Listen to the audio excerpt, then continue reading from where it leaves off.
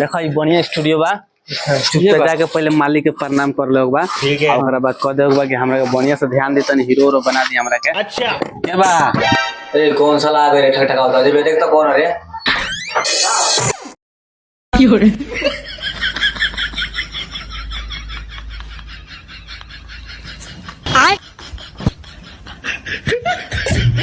भैया प्रणाम।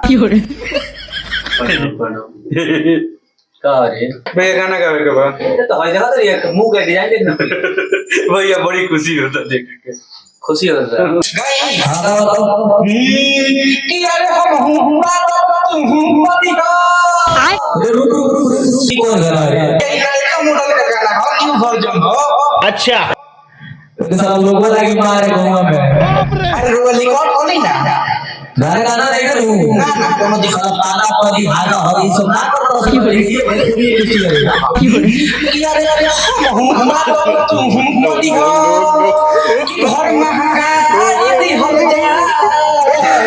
अरे हम हुआ तू मती हो घर महारानी हो जा। तो चलो मोर में गाना मचाई हो जा। चलो मोर में गाना मचाई हो जा।